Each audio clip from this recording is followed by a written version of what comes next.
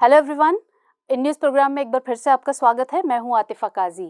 तो चलिए आज का टॉपिक स्टार्ट कर लेते हैं और पहले नज़र डालते हैं आज की खबर पर कि क्या खबर है, क्या हमारा टॉपिक है।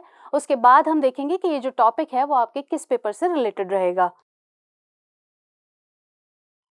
दरअसल सरकार का एक प्रोजेक्ट है सेंट्रल विस्टा प्रोजेक्ट और सुप्रीम कोर्ट ने आज ही इस प्रोजेक्ट को मंजूरी दी है, यानी कि हरी झंडी दिखाई है। दरअसल कुछ पर्यावरणीय चिंताओं या और वजहों से इस प्रोजेक्ट के अगेंस्ट कुछ याचिकाएं दायर की गई थी और उन सभी याचिकाओं को खारिज करते हुए सुप्रीम कोर्ट ने इस प्रोजेक्ट को मंजूरी दे दी है।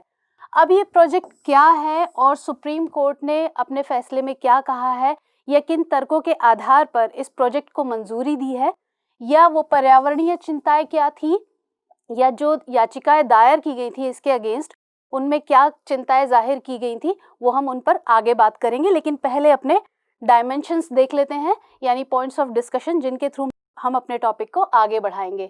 हम देख चुके हैं कि खबर क्या है ये, और उसमें सर्वोच्च न्यायालय का जो निर्णय है उसकी बात की गई है, तो हम उससे संबंधित मुख्य पॉइंट्स देखेंगे और सेंट्रल विस्टा प्रोजेक्ट क्या है उसके बारे में बात करेंगे और इस प्रोजेक्ट की ज़रूरत क्यों है या इसकी आवश्यकता जो है उस पर भी बात करेंगे। फिर इससे संबंधित क्या मुद्दे हैं उनको देखेंगे और ऐसे में क्या कदम उठाए जा सकते हैं और या आगे की राह क्या हो सकती है उस पर बात करते हुए हमारा प्रश्न रहेगा। और आज का जो ये टॉपिक है ये राज्य व्यवस्था जीएस पेपर 2 से जुड़ा रहेगा। तो चलिए स्टार्ट करते हैं। अब हम बात करते हैं सरकार जो सर्वोच्च न्यायालय है उसके फैसले की, कि उसने किन तर्कों के आधार पर जो ये प्रोजेक्ट है सेंट्रल विस्टा प्रोजेक्ट है उसको अपनी मंजूरी दी है। तो सबसे पहला तो जो ये प्रोजेक्ट है इसके मामले में उसका कहना है कोर्ट का कि इस प्रोजेक्ट के मामले में केंद्र द्वारा जो दिल्ली विकास प्राधिकरण अधिनियम है उसका जो इस्तेमाल है वो कानूनी तौर पर सही तरीके से किया गया है और जो भूमि उपयोग है उसकी जो योजना है, भूमि उपयोग की जो योजना है वो भी न्याय संगत है। और इसके अलावा जो पर्यावरण मंत्रालय से जो पर्यावरणीय मंजूरी ली गई है वो भी सही तरीके से ली गई है, यानी कि जो ये तर्क है इन तर्कों के आधार पर ही सबको सही पाते हुए सर्वोच्च न्यायालय ने इस प्रोजेक्ट को अपनी मंजूरी दी है, हरी झंडी दिखाई है। हालांकि जो सुप्रीम कोर्ट है उसने ये भी कहा है कि जो ये प्रोजेक्ट है इसके कंस्ट्रक्शन के लिए जो हेरिटेज कंजर्वेशन कमेटी है, HCC यानी हेरिटेज कंजर्वेशन कमेटी, इससे जो परमिशन लेना या अनुमति लेना जो है वो इसके लिए ज़रूरी रहेगा। हेरिटेज कंजर्वेशन कमेटी क्या करती है, दिल्ली में जो स्थित विरासत स्थल है उनके लिए डॉक्यूमेंट बनाने का काम करती है ये हेरिटेज कंजर्वेशन कमेटी। और इसके अलावा सर्वोच्च न्यायालय ने कहा है कि जो प्रोजेक्ट है उसका जो इंटीग्रल पार्ट है उसमें एक स्मॉग टावर का सेटअप करना ज़रूरी है, या जो ये प्रोजेक्ट है सेंट्रल विस्टा प्रोजेक्ट इसमें इसके जो इंटीग्रल पार्ट है यानी जो इसका भीतरी भाग है उसमें एक स्मॉग टावर बनाया जाए। और इसके अलावा निर्माण में जो इस्तेमाल होने वाला जो सामान होगा, यानी कि जब ये प्रोजेक्ट बनाया जाएगा उसमें जो भी सामान लगाया जाए, जो भी सामान का इस्तेमाल किया जाए उस पर ये कोशिश रहे कि ज़्यादा से ज़्यादा वो सामान जो है एनवायरनमेंट फ्रेंडली होना चाहिए। और इसी के बाद जो है सरकार ने जो मंजूरी दी है इसको प्रोजेक्ट को, तो उसमें इसके बाद 10 दिसंबर को प्रधानमंत्री ने इसकी आधारशिला रखी थी इस प्रोजेक्ट की। और ये जो आधारशिला रखने की जो परमिशन दी गई थी कोर्ट से, तो वो भी इस वायदे पर दी गई थी कि जब तक कोर्ट अनुमति नहीं दे देता तब तक कोई भी निर्माण कार्य नहीं किया जाएगा। अब ये जो तस्वीर आपके सामने है ये है वो सेंट्रल विस्टा प्रोजेक्ट। अब इस सेंट्रल विस्टा प्रोजेक्ट में सबसे पहले इस प्रोजेक्ट को जानने से पहले ये समझना ज़रूरी है कि सेंट्रल विस्टा आखिर है क्या। दरअसल सेंट्रल विस्टा जो है वो आपने देखा होगा राष्ट्रपति भवन, राजपथ और इंडिया गेट, संसद भवन वगैरह का जो एरिया है, पूरा क्षेत्र है, वो है सेंट्रल विस्टा। और उसी को जो ये सेंट्रल विस्टा है इसी को अब रिवैम्प किया जा रहा है, यानी कि उसका पुनरुद्धार किया जा रहा है। और ये प्रस्ताव कब रखा गया था, 2019 में। और इस प्रोजेक्ट के तहत एक नया संसद भवन बनाया जाएगा, एक नया सचिवालय बनाया जाएगा, क्योंकि ये दोनों बिल्डिंग्स पुरानी हो रही हैं। हालांकि हम इन पर आगे बात करेंगे अभी। और जो ये नया संसद भवन होगा, पहले उसके बारे में बात कर लेते हैं। जो ये नया संसद भवन होगा ये है संसद भवन की नई बिल्डिंग। इसका आकार त्रिकोणीय होगा और इसमें जो लोकसभा की सीटें हैं वो कितनी होंगी? 888। यानी जो नई संसद भवन की जो बिल्डिंग है उसमें लोकसभा की सीटों की संख्या क्या रहेगी? 888। और राज्यसभा की क्या रहेगी? 384। और अगर संयुक्त बैठक की बात होती है तो संयुक्त बैठक के मामले में स्थिति में क्या रहेगी? 1224 सीटों की जो कैपेबिलिटी है इसकी वो होगी। तो ये बात हुई नए संसद भवन के बारे में। और जो ये नया प्रोजेक्ट है, जो ये सेंट्रल विस्टा प्रोजेक्ट है, इसको 2022 तक यानी अगस्त 2022 तक पूरा करने का लक्ष्य रखा गया है, क्योंकि 2022 में भारत जो है अपना 75वां स्वतंत्रता दिवस मनाएगा। और इसके लिए, इस प्रोजेक्ट के लिए, जो ये संसद भवन का जो प्रोजेक्ट है, इसके लिए जिस कंपनी को इसका डिज़ाइन फाइनल किया है, कौन सी है? HCP design planning and management private limited, इसके डिज़ाइन को स्वीकृति दी गई है। और ये कंपनी कहाँ की है? गुजरात की। गुजरात की ये कंपनी है।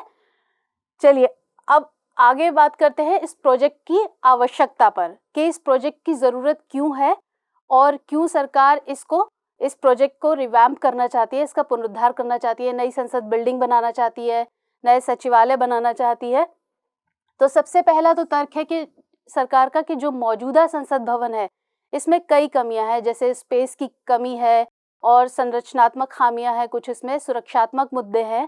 और इसके अलावा जो इस प्रोजेक्ट से क्या होगा, जो सरकारी खजाना है उसको एक बड़ी रकम की बचत होगी। किस तरीके से? क्योंकि जो वर्तमान में सरकार के कई ऐसे विभाग हैं जो अपना काम किराए पर ली हुई जगह से चला रहे हैं, तो उसमें क्या है, सरकार को किराया देना पड़ता है। तो जो नया प्रोजेक्ट है उससे इस किराए की बचत हो सकेगी। तो सरकार का कहना है कि जो ये सारी स्पेस की कमी और ये जो जितने भी किराए वगैरह की कमी, इससे क्योंकि हमें अच्छी खासी रकम की बचत भी होगी, तो इसलिए ज़रूरी है एक नए प्रोजेक्ट की, नए डिज़ाइन की, नई बिल्डिंग की। इसके अलावा वर्तमान में सीटें कम, 5 साल बाद होगी अधिक की ज़रूरत। इसका मतलब है कि जो वर्तमान में जो लोकसभा की सीटें हैं वो कम हैं। इसको ऐसे समझ सकते हैं कि जो अनुच्छेद 81 है, आप सभी को पता होगा कि अनुच्छेद 81 में लोकसभा की संरचना का जिक्र है, और उसमें इस अनुच्छेद के मुताबिक जो लोकसभा की जो अधिकतम सदस्य संख्या है वो कितनी है? 552। और ये जो संख्या है ये कब की जनगणना पर आधारित है? 1971 की जनगणना पर आधारित है। और ये जो अधिकतम सदस्य संख्या की जो कैप है, यानी जो 552 जो अधिकतम संख्या दी गई है, इसकी जो कैप है वो कब तक के लिए है? 2026 तक के लिए। तो 2026 तक के लिए है। तो ऐसे में संभव है कि जो 5 साल बाद, यानी 2026 में 5 साल बाद लोकसभा की सीटें बढ़ें, तो ऐसे में जाहिर है ज़्यादा सीटों की ज़रूरत होगी, तो इसलिए भी नई बिल्डिंग की ज़रूरत है। क्योंकि जो पुरानी बिल्डिंग है वो लगभग 100 साल पुरानी हो चुकी है और एक हेरिटेज ग्रेड 1 बिल्डिंग है। हेरिटेज ग्रेड 1 बिल्डिंग कौन सी होती है? जो राष्ट्रीय या ऐतिहासिक महत्व की जो बिल्डिंग्स वगैरह होती हैं वो हेरिटेज ग्रेड 1 में शामिल की जाती हैं। तो अब जो पुरानी बिल्डिंग है ये हेरिटेज ग्रेड 1 की बिल्डिंग है, और इसके अलावा ये स्पेस फैसिलिटी और टेक्निक के मामले में जो वर्तमान की ज़रूरतें हैं उनको पूरा करने के केपेबल नहीं है। और इसके अलावा सबसे बड़ी बात कि जो ये बिल्डिंग का स्ट्रक्चर है, पुरानी बिल्डिंग का जो स्ट्रक्चर है वो सीस्मिक जोन 4 के जो प्रोविजंस हैं उनको भी सेटिस्फाई नहीं करता है, क्योंकि सीस्मिक 4 जो जोन है उसमें जो वो हाई रिस्क जोन है, यानी भूकंप की नज़रिए से वो हाई रिस्क जोन है जिसमें कि दिल्ली आता है। तो इसलिए भी नई बिल्डिंग की ज़रूरत है। चलिए अब बात करते हैं इससे संबंधित मुद्दों की, कि इससे संबंधित क्या मुद्दे हैं, या क्या जो याचिकाएं हमने देखा था कि इसके अगेंस्ट याचिकाएं दायर की गई थी, तो वो किन तर्कों के आधार पर दायर की गई थी। तो सबसे पहला तो ये कि जो आलोचक हैं उनका मानना है कि इस प्रोजेक्ट में जो है पारदर्शिता नहीं बरती गई। पारदर्शिता कैसे? कि उनका मानना है कि जो ये, क्योंकि हमने जैसे बताया कि 2019 में इसका प्रस्ताव रखा गया था, तो उनका, आलोचकों का मानना है कि इसकी जो भी ये प्रोजेक्ट है इसकी प्लानिंग 2019 से पहले चल रही थी, लेकिन फिर भी इसमें कोई पारदर्शिता नहीं बरती गई।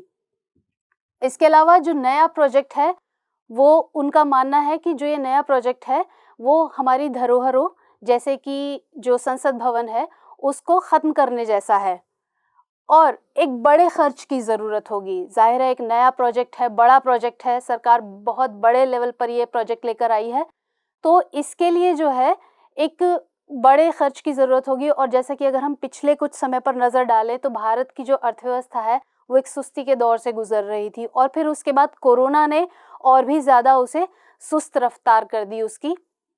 तो कोरोना के कारण भारत जिस संकट के दौर से गुजर रहा है, तो ऐसे में एक कम समय में, जैसे मैंने बताया कि 2022 तक इस प्रोजेक्ट को पूरा करने का लक्ष्य है, अगस्त 2022 तक, तो ऐसे में इतने कम समय में इसको पूरा करने के लिए इतनी बड़ी रकम का खर्च करना भी एक मुद्दा है जो कि आलोचक मान रहे हैं।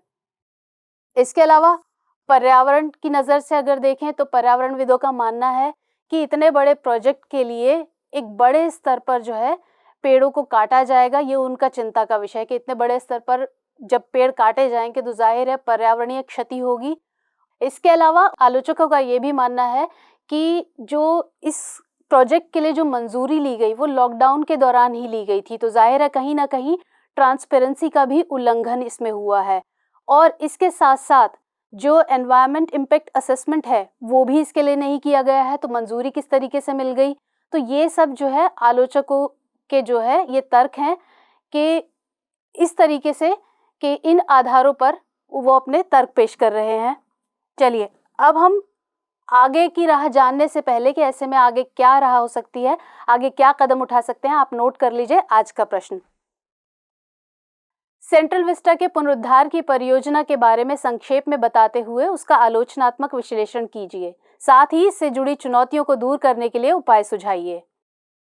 तो आपने नोट कर लिया होगा आज का सवाल। चलिए अब हम बात करते हैं आगे की राह की, या कि ऐसे में जब आलोचक ये तर्क दे रहे हैं तो उसमें आगे की राह क्या हो सकती है, किस तरीके से क्या कदम उठाए जा सकते हैं ज़रूरत है। तो सबसे पहला तो ये पर्यावरणीय मुद्दों पर ध्यान देने की जरूरत। जैसे हमने बताया कि जो पर्यावरणविद हैं उनको इस बात की चिंता है कि जो पर्यावरणीय क्षति होगी इस प्रोजेक्ट से उसका क्या होगा, क्योंकि बड़े स्तर पर पेड़ काटे जाएंगे उस प्रोजेक्ट को पूरा करने के लिए। तो ऐसे में ज़्यादा से ज़्यादा पेड़ लगाकर जो ये क्षति होगी, पेड़ों की जो भी क्षति होगी उसकी क्षतिपूर्ति की जा सकती है अधिकाधिक वनारोपण करके। इसके अलावा प्रोजेक्ट के संदर्भ में निर्णय पर पारदर्शिता, यानी कि जो सरकार है वो इस प्रोजेक्ट के मामले में जो भी निर्णय लेती है उस पर पारदर्शिता बनाने की कोशिश करे या पारदर्शिता बनाए। इसके अलावा सांस्कृतिक विविधता को बढ़ावा, यानी कि जो नई बिल्डिंग है वो वक्त की ज़रूरत है और जो पुरानी बिल्डिंग है क्योंकि वो बहुत मामलों में वर्तमान ज़रूरतों को पूरा नहीं करती है और कई सारी उसमें सभी तरह की चीज़ें साथ साथ होंगी, तो इसलिए सांस्कृतिक जो भी विविधता है उसको भी कहीं ना कहीं बढ़ावा देगी। इसके अलावा ऊर्जा आपूर्ति के लिए नवीकरणीय संसाधनों के इस्तेमाल पर जोर, यानी कि जो नया प्रोजेक्ट है इसमें सरकार कोशिश करे कि इसमें जो ऊर्जा की पूर्ति है, यानी इस प्रोजेक्ट के अंदर जो भी भवन वगैरह हैं उन सब में ऊर्जा की जो पूर्ति है उसके लिए जितने भी नवीकरणीय संसाधन हैं उनके इस्तेमाल पर ज़्यादा से ज़्यादा जोर दे, ये कोशिश रहे सरकार की। तो ये था हमारा आज का टॉपिक। उम्मीद है आपको समझ आया होगा। तो कल फिर मुलाकात होगी किसी नए और इम्पोर्टेंट टॉपिक के साथ। तब तक के लिए इजाज़त दीजिए। धन्यवाद।